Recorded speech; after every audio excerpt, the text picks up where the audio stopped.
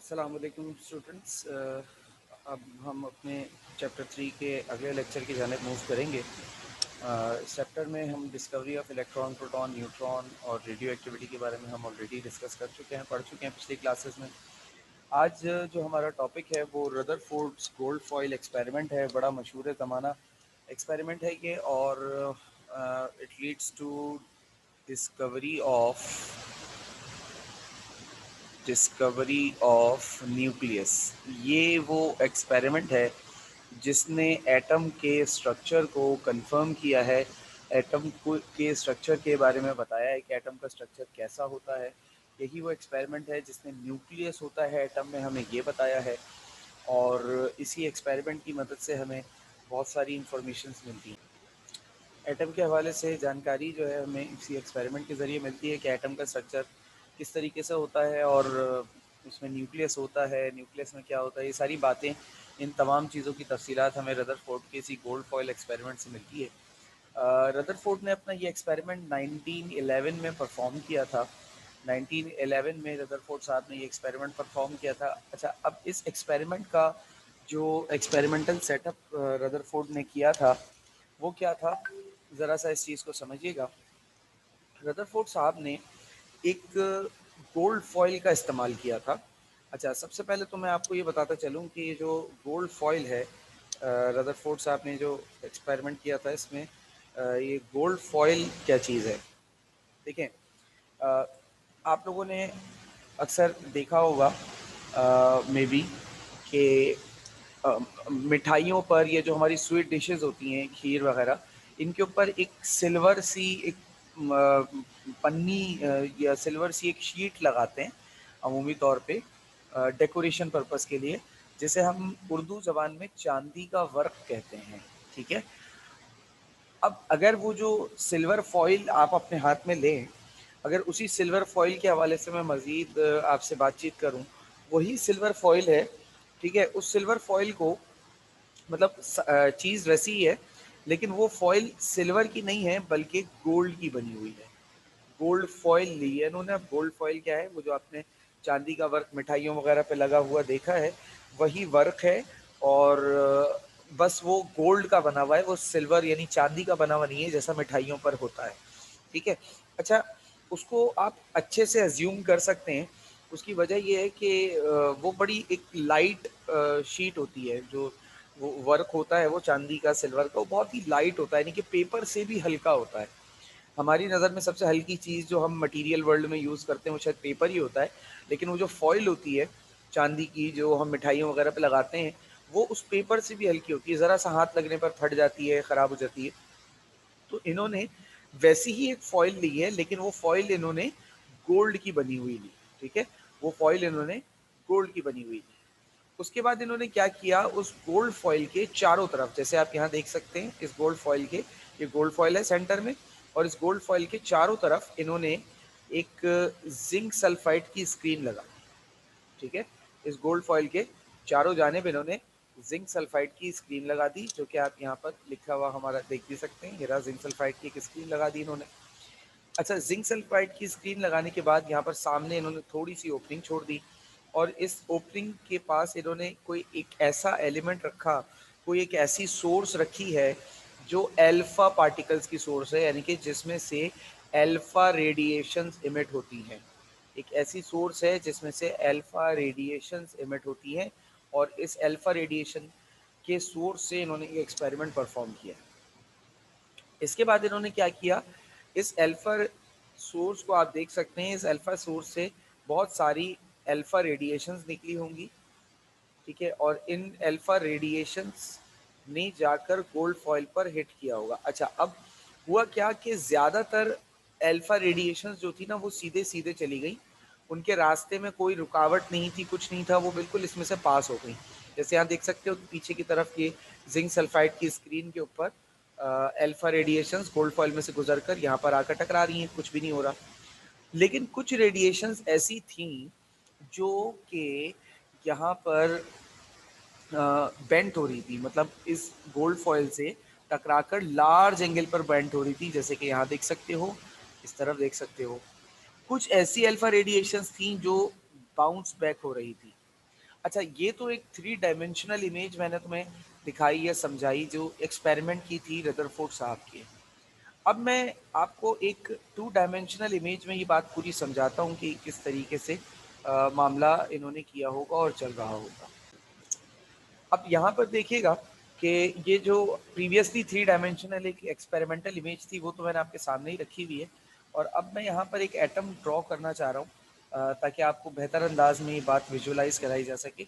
मान लीजिए ये गोल्ड का एटम है जिसका ये सेंटर में न्यूक्लियस है, ठीक है, ये न्यूक्लियस है, और इस एटम के चारों तरफ शेल्स हैं और उन शेल्स में इलेक्ट्रॉन्स हैं। ये गोल्ड के एटम का पहला शेल, ये गोल्ड एटम का दूसरा शेल, ये गोल्ड एटम का तीसरा शेल, इसी तरीके से ये गोल्ड एटम का चौथा शेल, और भी शेल्स आप बना लें जितना आपको ज़रूरत पेश आए। फ़िलहाल मेरे लिए इतने शेल्स काफ़ी हैं। और इसके बाद इन्होंने क्या किया, इसके बाद इन्होंने इसके चारों तरफ यहाँ पर एक फोटोग्राफिक प्लेट लगाई हुई है जैसा कि आप लोग जानते हैं।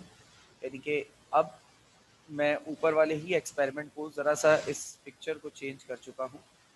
मतलब ये आ गया आपके पास ये गोल्ड फॉयल। देखो ये जो डायग्राम आप देख रहे हो ना यहाँ पर, इस डायग्राम को मैंने एक नए तरीके से आपके सामने ड्रॉ कर दिया। इस गोल्ड फॉयल को एक एटम मान लिया, ठीक है, और इसके चारों तरफ जो ये जिंक सल्फाइड की स्क्रीन लगाई है तो मैंने ये जिंक सल्फाइड की स्क्रीन लगा दी, ठीक है। अब यहाँ पर यहाँ सामने की जानिब से अल्फा रेज जो होंगी वो अल्फा रेज इस एटम की तरफ हिट होंगी, मतलब इस एटम की तरफ जाएगी। अब ये सामने की जानिब चलते हुए जा रही हैं, ये अल्फ़ा रेडिएशंस हैं, और ये अल्फ़ा रेडिएशंस स्ट्रेटली ट्रैवल करते हुए जा रही हैं। इनके रास्ते में कोई रुकावट नहीं आ रही, ये बिल्कुल आराम से तहम्मुल के साथ ट्रैवल करते हुए गई। अच्छा, अब ये वाली जो अल्फ़ा रेडिएशंस थी ये आई, इनके रास्ते में एक डिफ्लेक्शन आई, ये उससे टकराकर इस तरफ बेंट हो गई, ठीक है। इसी तरीके से कुछ रेडिएशंस ऐसी थी जो इधर से टकराकर इस तरफ बेंट हो गई, ठीक है, और यहाँ पर जाकर इधर से हिट हो गया। अच्छा, अब मज़ीद इसको हम स्ट्रेट ले लेते। ये कुछ और रेडिएशंस थी जो सीधे सीधे पास हो रही थी, जिनके रास्ते में कोई रुकावट नहीं थी, ठीक है ना, ये अल्फ़ा रेडिएशन है, ठीक है। अच्छा, अब कुछ रेडिएशंस ऐसी भी थी जो इधर से टकरा कर ऐसे वापस भी आ रही थी, मतलब उसी रास्ते पे, जिस रास्ते पे गई थी उसी रास्ते पे वो वापस भी आ गई। अब रदरफोर्ड को ये एटम नज़र नहीं आ रहा था, रदरफोर्ड को ये रेडिएशंस इस तरीके से जाते हुए नज़र नहीं आ रही थी। रदरफोर्ड को क्या नज़र आया, रदरफोर्ड को सिर्फ एक्सपेरिमेंटल रिजल्ट नज़र आया है, और वो एक्सपेरिमेंटल रिजल्ट में अब आपके पास ग्रीन कलर से शो करूँगा। वो जो जिंक सल्फाइड की स्क्रीन थी ना, उसको उस जिंक सल्फाइड की स्क्रीन पर कुछ इम्पैक्ट्स, कुछ धब्बे यहाँ लार्ज एंगल्स पर इस तरफ नज़र आए, कुछ इम्पैक्ट्स उसको यहाँ पीछे की तरफ नज़र आए, और ज़्यादातर इम्पैक्ट उसको यहाँ सामने की तरफ नज़र आए। इस तरीके से ज़्यादातर इम्पैक्ट्स उसको यहाँ सामने की जानिब नज़र आए। अच्छा, अब देखो यहाँ पर क्या हो रहा है, यहाँ पर हो क्या रहा है कि ये जो अल्फ़ा सोर्स है, अगर मैं इस अल्फ़ा सोर्स के ज़ुमरे में बात करूँ तो ये अल्फ़ा सोर्स में से अल्फ़ा रेडिएशंस निकल रही हैं और गोल्ड फॉइल पर से पास होकर जा रही हैं जिंक सल्फाइड की स्क्रीन की तरफ, ठीक है।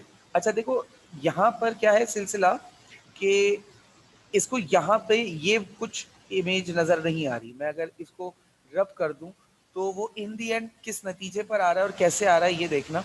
उसको ये कोई रेडिएशन नज़र नहीं आ रही, ठीक है, उसको ना ही ये कोई हमारे पास इस तरह से ये नज़र आ रहा। उसको असल में शो क्या हुआ, उसको असल में नज़र क्या आ रहा है, उसको असल में नज़र आ रहा है ये इस तरीके का इम्पैक्ट जो इन रेडिएशंस की वजह से यहाँ पर क्रिएट हुआ है, ठीक है, उसको ये इम्पैक्ट नज़र आया। अब उसने सोचा कि यार अगर अल्फ़ा रेडिएशंस, अब वो इससे उसने नतीजे कैसे निकाले हैं ये आपको समझाने की कोशिश है मेरी। तो वो इस नतीजे पे पहुंचा कि भाई यहाँ पर जो एटम्स हैं, अगर मैं एटम की बात करूं तो एटम अगर होगा यहाँ पर फॉर एग्जांपल, हमारे पास एक एटम है, मैं एक रफ स्केच ड्रॉ कर रहा हूँ ताकि आपको जल्दी से बात को समझा सकूँ। तो एटम अगर यहाँ पर होगा तो एटम को एटम में से हमारे पास मैक्सिमम जो रेडिएशंस हैं वो मैक्सिमम रेडिएशंस यहाँ से पास हो रही होंगी, और मैक्सिमम रेडिएशंस के इन पास होने के नतीजे में क्या होगा कि ये रेडिएशन जो है वो यहाँ पर फोटोग्राफिक प्लेट पर हिट कर रही हैं, तो इसका मतलब इनके रास्ते में कोई रुकावट नहीं आ रही, ठीक है ना। इनके रास्ते में कोई रुकावट नहीं आ रही, ये सीधे सीधे जब गुजर रही हैं तो इनके रास्ते में कोई रुकावट नहीं आ रही होगी, सही है ना। अच्छा, अब इन्होंने एक चीज क्या ऑब्जर्व की कि अगर कोई रेडिएशन यहाँ कॉर्नर की तरफ आई है, ठीक है, आप लोगों ने कैरम तो खेला होगा ना, इसको थोड़ा सा कैरम से समझो कि मिसाल के तौर पे ये एक मेरे पास कैरम बोर्ड है, ठीक है, और इस कैरम बोर्ड में यहाँ पर मेरे पास एक पॉकेट है, ठीक है, यहाँ पे मेरे पास एक फॉर एग्जांपल एक क्वीन रखी है, ठीक है, और यहाँ पर मेरे पास स्ट्राइकर है, ठीक है। अगर मैं इस स्ट्राइकर से इस क्वीन को इस जगह पर हिट करूंगा तो क्वीन जो है वो डिफ्लेक्ट होगी इस तरफ, इस एंगल पर डिफ्लेक्ट हो जाएगी, ठीक है। अच्छा, सेम अगर यही फिनोमेना मैं कुछ रिवर्स करूं, मैं कुछ इस तरीके से करूं कि मैं यहाँ पर स्ट्राइकर को जो है ना, स्ट्राइकर चूंकि मास में भारी होता है, साइज में बड़ा होता है, स्ट्राइकर को यहाँ चिपका दूं, गोंद ग्लू वगैरह लगाकर ना चिपका दूं, उसके बाद यहाँ पर मैं एक क्वीन से इस स्ट्राइकर के इस जानिब यहाँ पर हिट करूं, तो यहाँ पर हिट होने पर क्या होगा, यहाँ पर हिट होने पर ये जो क्वीन होगी ये यहाँ से टकराकर इस एंगल पर इस तरफ बेंड हो जाएगी, ठीक है ना। ये जो बेंट है एंगल का ये इस वजह से आएगा कि टकराकर, क्योंकि हैवी मास था तो ये इस पर्टिकुलर डायरेक्शन में, इस पर्टिकुलर रीजन में बेंट हो रही होगी, ठीक है। अच्छा, अब इसी तरीके से अगर इसी तरह का एक पीस मैं यहाँ रख दूं और उसको मैं स्ट्राइकर पे इस जगह पर हिट करूं तो यहाँ से टकराकर वो इस तरफ बेंट हो जाएगी। आपको ज़रूरी नहीं है कि आप अपने घर के कैरम बोर्ड पर स्ट्राइकर को इस तरीके से चिपका कर हिट करें। आप किसी को बोलें कि अगर वो स्ट्राइकर पे फिंगर रख के उसे होल्ड कर ले थोड़ी देर के लिए, और आप उसके ऊपर इस तरीके से छोटे पॉकेट पीसेस से क्वीन से या जो गोटियां जो हमारे पास आम लफ्ज़ों में हमारे पास कहलाते हैं, उससे हम अगर इसको हिट करें इन साइड के प्लेसेस पर, तो देखना कि इसी तरह से वो जो पीसेस होंगे आपके वो डिफ्लेक्ट होंगे, और उनका जो डिफ्लेक्शन है वो इसी तरीके से यहाँ पर हो रहा होगा। अच्छा, अगर मैं यहाँ बिल्कुल सेंटर से इसको टकरा कर टकराऊं, यानी कि ये चीज़ बिल्कुल सेंटर से टकराए और रिवर्स होकर वापस आ जाए, ठीक है, ये चीज़ बिल्कुल सेंटर से टकराए और रिवर्स होकर वापस आ जाए, तो ये ऐसा भी होगा। मतलब स्ट्राइकर को आप रखकर ये सारी चीज़ों को ऑब्जर्व कर सकते हैं। तो रदरफोर्ड साहब ने भी इसी तरीके से एनालाइज किया कि भाई यहाँ पर बीच में ना कोई बहुत हैवी मास होगा जिससे अल्फा रेडिएशन टकरा कर इस तरफ बेंड हुई होंगी। ये जो बेंड हुई है अल्फा रेडिएशन, ये इस वजह से बेंड हुई है क्योंकि यहाँ पर बीच में कोई बहुत हैवी मास होगा।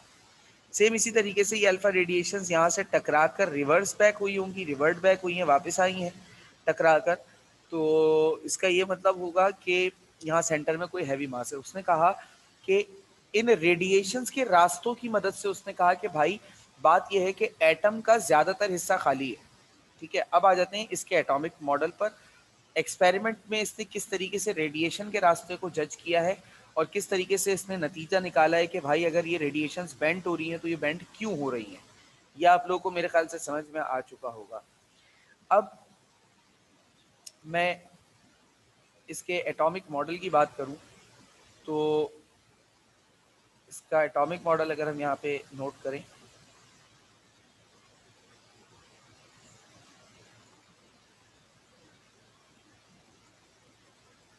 तो रदरफोर्ड साहब का एटॉमिक मॉडल, अब रदरफोर्ड साहब के एटॉमिक मॉडल के हवाले से बात करें तो पहला पॉइंट रदरफोर्ड ने अपने एटॉमिक मॉडल के लिए क्या कहा। इसने कहा most of the spaces of space in an atom, किसी एटम में जो ज़्यादातर हिस्सा होता है वो खाली होता है, इज एम्प्टी। अब ये इस नतीजे पे कैसे पहुंचा कि एटम का ज़्यादातर हिस्सा खाली होता है, क्योंकि ज़्यादातर रेडिएशन बिना किसी चीज़ से टकराए सीधे सीधे जाके जिंक सल्फाइड पर टकरा गई। तो वो इस नतीजे पे पहुंचा कि भाई ये एटम का ज़्यादातर हिस्सा जो है ना वो खाली होता है, ठीक है। All the mass of atom, पूरे एटम का जो मास होता है, एटम इज कॉन्सेंट्रेटेड, वो जमा होता है, is concentrated in centre of atom, that region is called that region is called nucleus.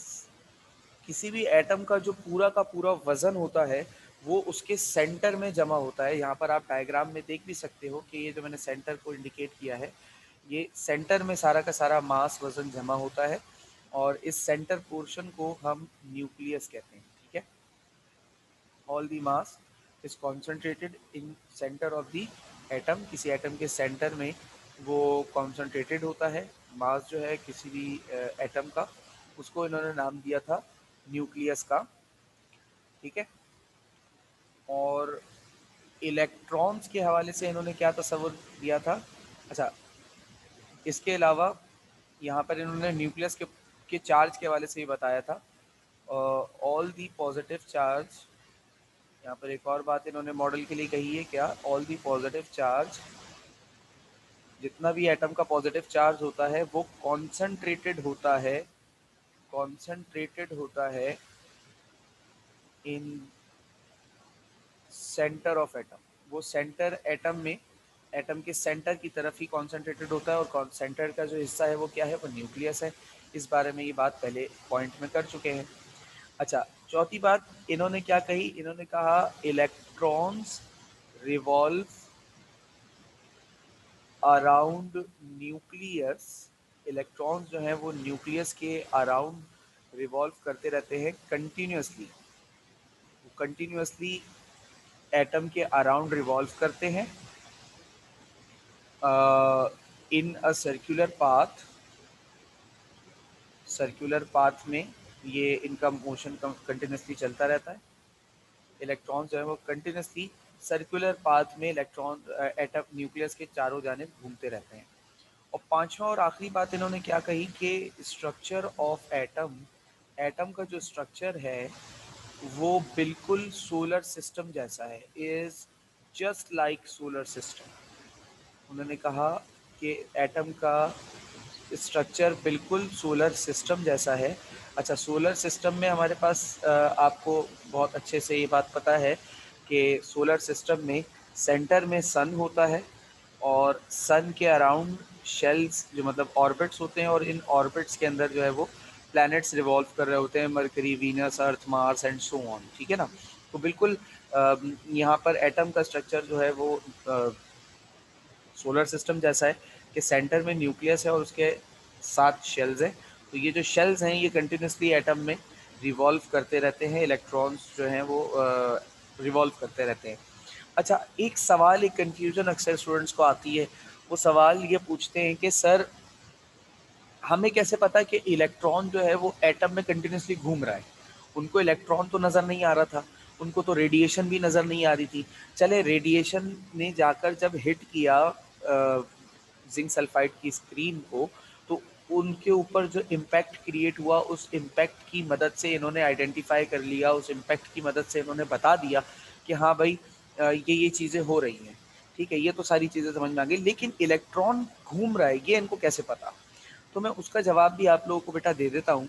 अब मान लीजिए मैं आपके सामने एक पहले एक रफ स्ट्रक्चर एटम का ड्रॉ करता हूँ। देखिए, ये एक न्यूक्लियस है, इसके साथ ये जो मैं शेल्स न्यूक्लियस का मैं कलर चेंज कर देता हूँ ताकि फ़र्क रहे थोड़ा सा। ये न्यूक्लियस है, अब न्यूक्लियस के साथ यहाँ पर शेल्स हैं। ठीक है, ये एक शेल है, ये दूसरा शेल, और ये तीसरा शेल, और ये चौथा शेल, ये पांचवा शेल। ठीक है, अच्छा अब देखो, अक्सर आप लोगों ने कार्टून्स में शायद एक चीज़ देखी हो कि अगर कहीं बैटरी लगी हुई होती है तो बैटरी के 2 हिस्से होते हैं, एक नेगेटिव हिस्सा होता है, एक पॉजिटिव हिस्सा होता है ना। अगर इन दोनों तारों को, नेगेटिव और पॉजिटिव तारों को हम एक दूसरे से मिला देते हैं, ठीक है, तो क्या होता है, स्पार्क जनरेट होता है। क्या होता है, स्पार्क जनरेट होता है। तो यानी कि जब भी किसी इलेक्ट्रिकल सर्किट में नेगेटिव और पॉजिटिव एक दूसरे से मिलते हैं तो क्या होता है, स्पार्क जनरेट होता है, चिंगारी प्रोड्यूस होती है ना। अच्छा, इलेक्ट्रॉन पर चार्ज कैसा है, इलेक्ट्रॉन पर चार्ज है नेगेटिव। ठीक है ना, इलेक्ट्रॉन पर चार्ज है नेगेटिव, तो यहाँ पर इलेक्ट्रॉन्स मौजूद हैं। यहाँ पे लिख लेता हूँ भाई, यहाँ पर इलेक्ट्रॉन, मान लो इस शेल में इलेक्ट्रॉन मौजूद था। ठीक है, अब जैसे ही अल्फा रे आई और अल्फा रे ने इस इलेक्ट्रॉन को हिट किया, अल्फा रे पर याद रहे अल्फा रे पर पॉजिटिव चार्ज होता है, तो अल्फा रे जैसे ही आई, अल्फा रे ने क्या किया, इस इलेक्ट्रॉन को हिट किया, जिसकी वजह से इस जगह पर एक स्पार्क प्रोड्यूस हुआ। ठीक है, एक स्पार्क प्रोड्यूस हुआ। अब इतने ही फासले पर यहाँ पर से भी एक रेडिएशन गुजरी, तो यहाँ पर देखा गया कि इस पॉइंट पर भी एक स्पार्क प्रोड्यूस हुआ। फिर इसी तरीके से इस रास्ते से भी जब रेडिएशन गुजरी तो देखा गया कि यहाँ पर भी एक स्पार्क प्रोड्यूस हुआ। इस तरीके से मुख्तलिफ पॉइंट्स इनको मिलते चले गए जहाँ पर ये स्पार्क प्रोड्यूस हो रहा था। मुख्तलिफ पॉइंट्स इनको मिलते चले गए जहाँ पर ये स्पार्क प्रोड्यूस हो रहा था। ठीक है, ये इस तरीके से इन्होंने एक मुख्तलिफ रास्ते बना लिए जहाँ पर ये स्पार्क प्रोड्यूस हो रहा था। अब क्या हुआ, जब देखो इन्होंने देखा कि यार इतने सारे रास्तों पर, मतलब इनको ये डॉट्स मिले, कहाँ कहाँ स्पार्क प्रोड्यूस हुआ, इन्होंने उन डॉट्स को इस तरीके से पॉइंट्स को मार्क कर लिया। जब पॉइंट्स को मार्क किया तो देखा इन्होंने ये कि ये तो एक सर्कुलर पाथ बन रहा है। इससे ये इस नतीजे पे पहुंचे कि इलेक्ट्रॉन जो है ना वो एटम में कंटिन्यूसली रिवॉल्व करता रहता है। क्योंकि अगर इलेक्ट्रॉन स्टेशनरी होता, सिर्फ एक जगह पे रुका हुआ होता, तो स्पार्क सिर्फ एक जगह पर हो रहा होता, पूरे शेल के अंदर, पूरे 360 सर्कल के अंदर नहीं होता अगर इलेक्ट्रॉन एक जगह रुका हुआ है। तो इससे इस बात की अलामत निकलती है कि इलेक्ट्रॉन जो है वो कंटिन्यूसली रिवॉल्व कर रहा है। और इस स्पार्किंग की मदद से भी हम ये कह सकते हैं, स्पार्किंग की मदद से एक और बात कह सकते हैं कि इलेक्ट्रॉन कैरीज नेगेटिव चार्ज। यहाँ पे हम लिख देते हैं electron carries negative charge. Electron negative charge carry करता है, ये भी हम इसी पॉइंट की मदद से बता सकते हैं। क्योंकि पॉजिटिव चीज से जब कोई नेगेटिव चीज टकराती है ना, स्पार्क तभी होता है। ठीक है ना, तो ये दो, इसी स्पार्किंग की मदद से हमने इलेक्ट्रॉन का रास्ता भी बताया और हमने इलेक्ट्रॉन का नेचर भी बता दिया। सही है बेटा, तो होप सो यहाँ तक आपको बात समझ में आई होगी। अब इस एटॉमिक मॉडल में कुछ खराबियां हैं, रदरफोर्ड के इस एटॉमिक मॉडल में कुछ खराबियां हैं। उन खराबियों का आपसे तस्करा करना है, क्योंकि अगला जो टॉपिक है हमारा बोहर्स एटॉमिक मॉडल। तो बोहर्स एटॉमिक मॉडल के लिए ज़रूरी यह है कि आप रदरफोर्ड एटॉमिक मॉडल की खराबियों को जानते हो, इसमें क्या क्या प्रॉब्लम्स हैं वो आपको पता हो। तो अब हम यहाँ पर, आप इन चीज़ों को नोट कर लीजिएगा। अब हम चलेंगे हमारे अगले टॉपिक की तरफ, जो कि है रदरफोर्ड के एटॉमिक मॉडल के डिफेक्ट्स। Let's move. दो डिफेक्ट्स हैं रदरफोर्ड के एटॉमिक मॉडल के। पहला डिफेक्ट तो है ड्रॉपिंग ऑफ इलेक्ट्रॉन और न्यूक्लियस, न्यूक्लियस पर इलेक्ट्रॉन का गिर जाना। ठीक है, ये जो डिफेक्ट है ये क्लासिकल फिजिक्स से रिलेटेड है, ये क्लासिकल फिजिक्स से डील करता है मामला।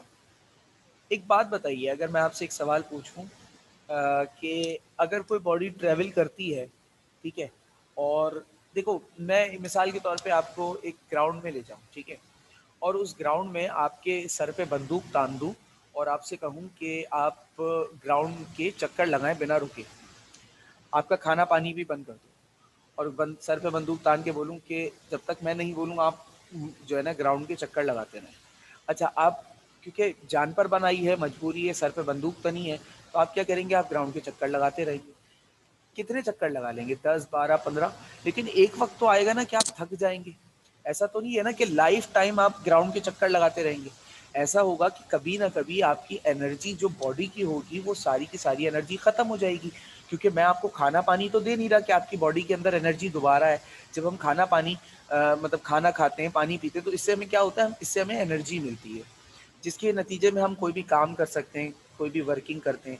जब हमारा खाना पानी रुक गया और हम मुसलसल वर्किंग कर रहे हैं, तो हमारे पास एनर्जी आने का ज़रिया ख़त्म हो गया। हाँ, एनर्जी खर्च करने का तो हमारे पास सिलसिला चल ही रहा है मुसलसल। तो एक वक्त को आके जब हमारी एनर्जी ज़ीरो हो जाएगी तो अल्टीमेटली क्या होगा, हम थक हार के गिर जाएंगे, मर जाएंगे। ऐसा ही है ना। अब ज़रा तसव्वुर करो एटम के बारे में।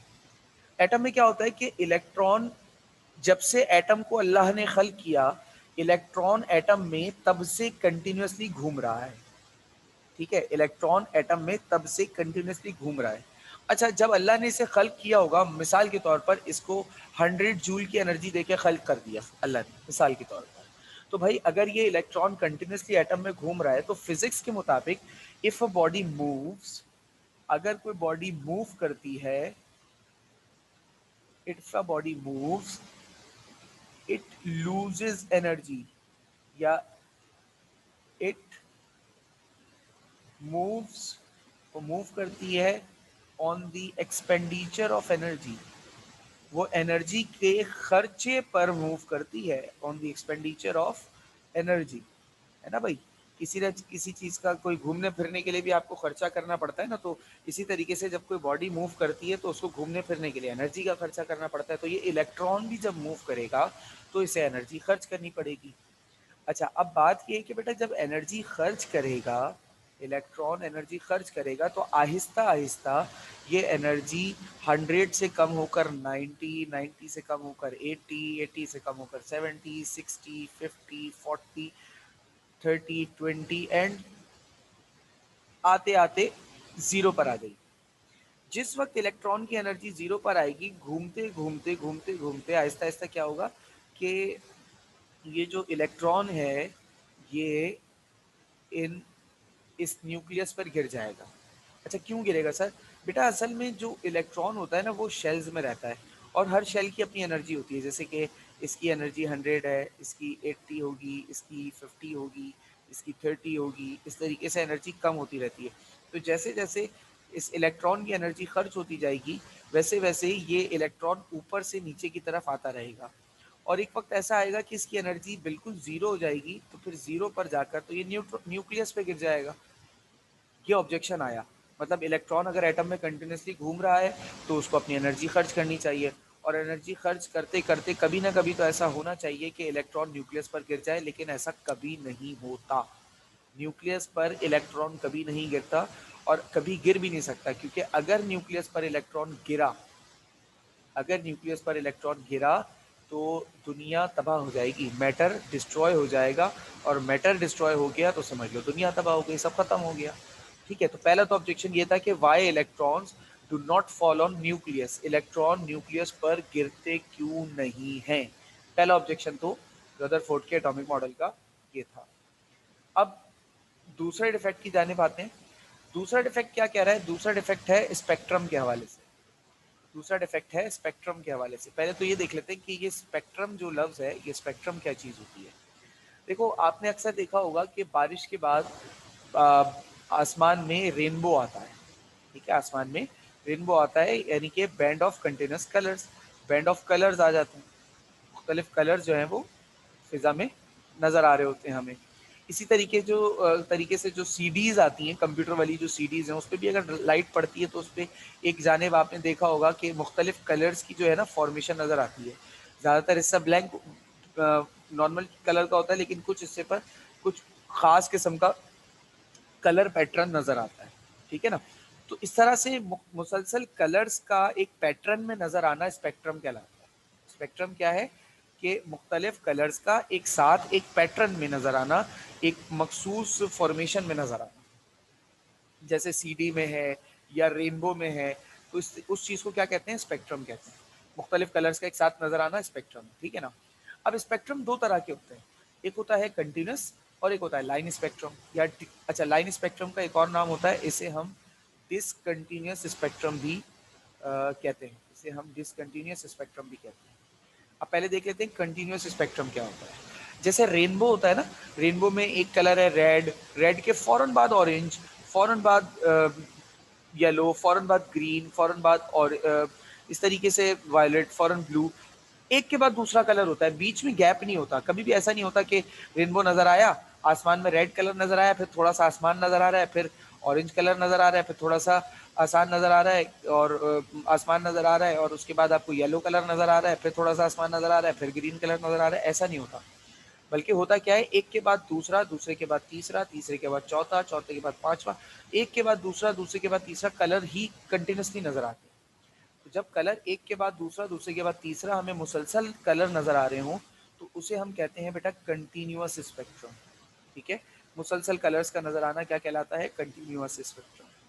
अब दूसरा हमारे पास क्या है? लाइन स्पेक्ट्रम या डिसकंटिन्यूअस स्पेक्ट्रम।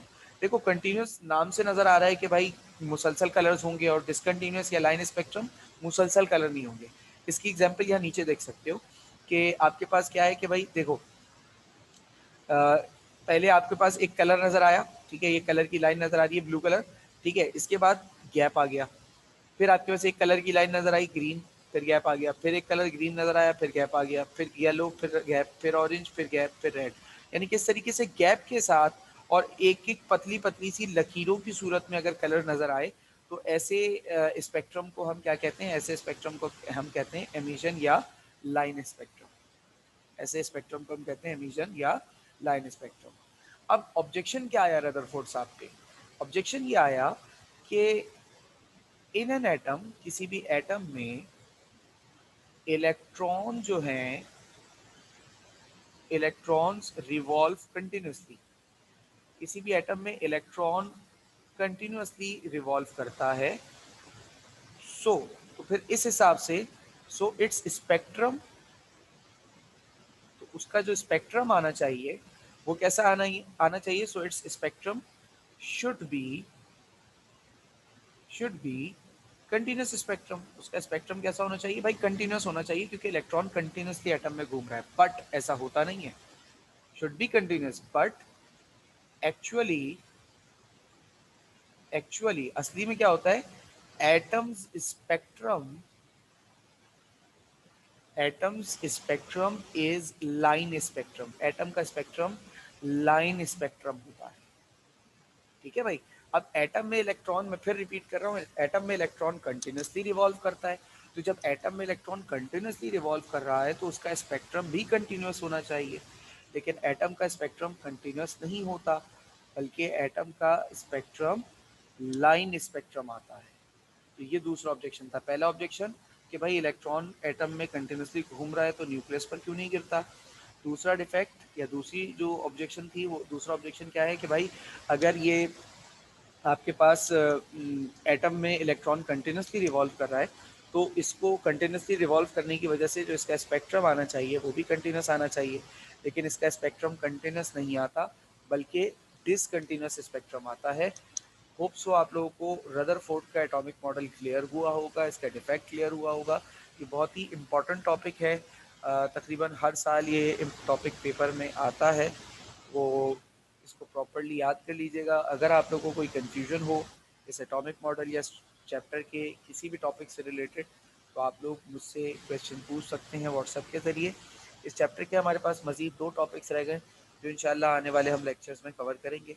तब तक के लिए अल्लाह हाफ़िज़।